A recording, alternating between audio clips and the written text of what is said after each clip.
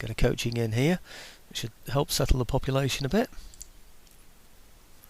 Good job I didn't bank, wasn't it, on those on getting that extra ship as well, because normally I would have done. I'd have expected that.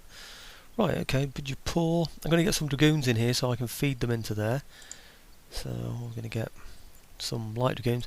Very little difference in price and maintenance of light dragoons over normal dragoons, so might as well get them really. Now I've got some northern troops up here. These, yes, they can still move, can't they?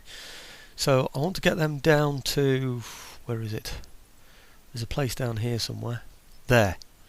That's the next target, isn't it? Nobody's in it. This is fairly safe at the moment anyway. It's got troops in it that can defend it. So I'm going to leave those in there. I'm going to bring these down and join them up with these. And take those towards, what's it called? Ujjain, perhaps? Ujjain. Not too sure. Oh. Seems to have sent me around a roadway. Maybe it would have been better if I'd have gone round that roadway before. I didn't notice it. But anyhow. Now, let's see. Maybe I will just get a couple of troops from here since I've got so much money to spend.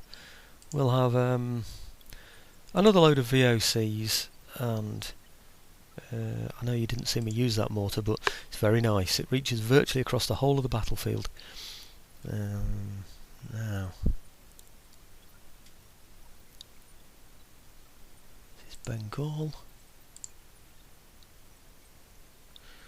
Right, now there are a couple of dragoons that aren't in. They're here, aren't they? I think maybe I recruited a couple of dragoons in there as well. Again, we'll have the. What am I doing? I don't want those. I want the light dragoons. Yep, a couple of units of light dragoons in there as well. And that should then make it possible for me to feed some more troops into here if necessary, some more dragoons into there if necessary, to settle the population. Can't remember how long they've been there now, but I am replenishing this army in here.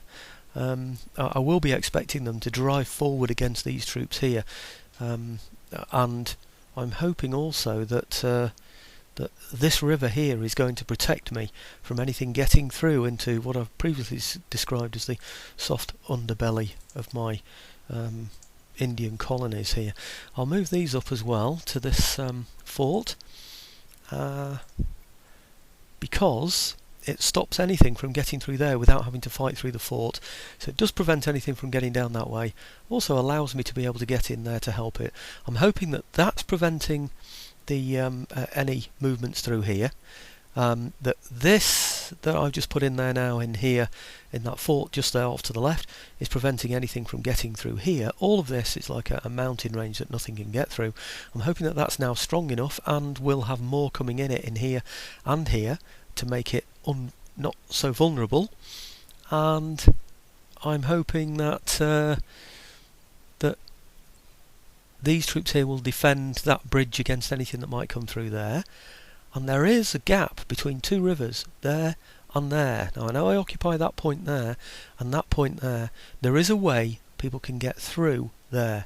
I'm hoping that if anything does get through there, that I've got enough in here still to be able to defend against it, and in here. Well, that's definitely the plan anyway. 4,147 still left to spend, and I don't want to be spending it too much on armies now, because I know that these armies are going to start costing me a lot of money.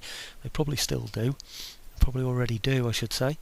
3,000, where are we? Total, oh, blimey. Alright.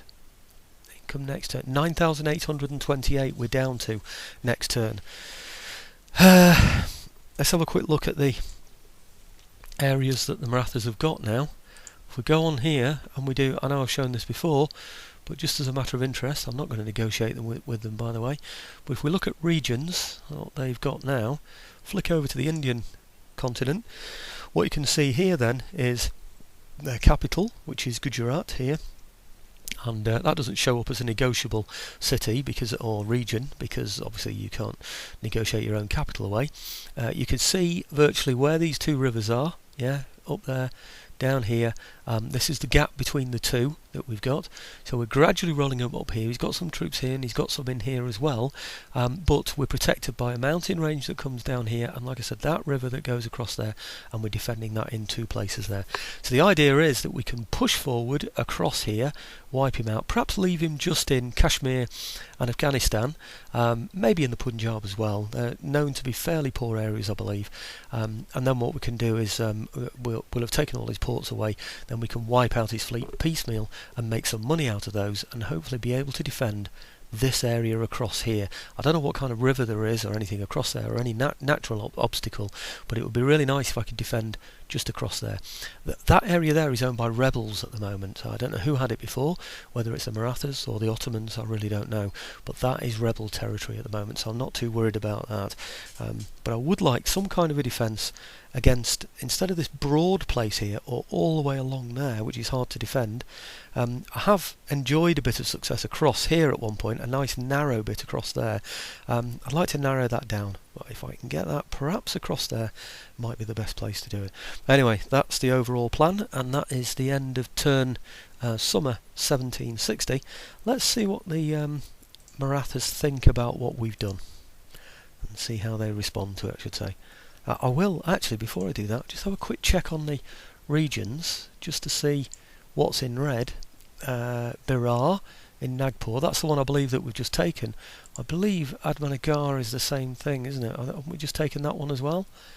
I'm not sure, to be quite honest. Let's have a quick look at that. Did we take Ahmadnagar this turn? Seems to have been such a long turn, having fought 3 battles, 2 land battles and 1 sea battle. I've lost track now of where I've fought and where I haven't. It's at a -2. It's exempted already anyway, so there's little or nothing more that I can do about that anyway.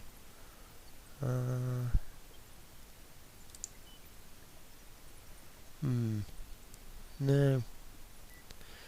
Can't see that I can do anything else about that anyway. I'll just have to suffer whatever kind of rebellion or whatever it is that occurs in there. I don't want to be fighting rebellions because it'll bring my troops back, but it seems to be the only thing I can do in there at the moment, actually. So I'm hoping it's one that I've just taken, and therefore all they'll do is complain the first time round. But anyway, that's the end of turn summer 1760. Let's see what that brings on.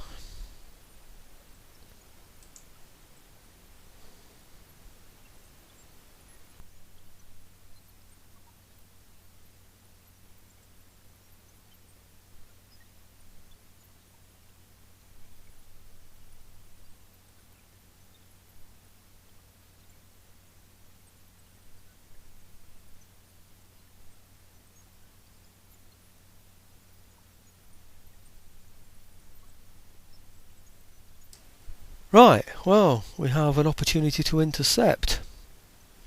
I think I should go for this. 1238, 1551.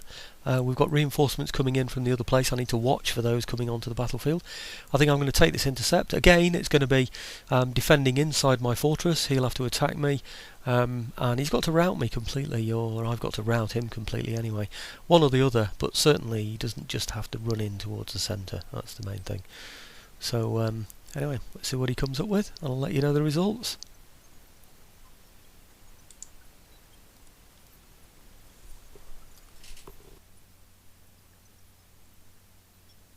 Well, that one turned out to be a decisive victory instead of a heroic victory, which I suppose is fair enough when you're just defending a fortification. But still managed to lose 131, but usual thing, you know, nice big horseshoe through, or rather, I should say, surrounding a hole that had already been made in the wall from a previous occasion, and it didn't stand a chance, basically.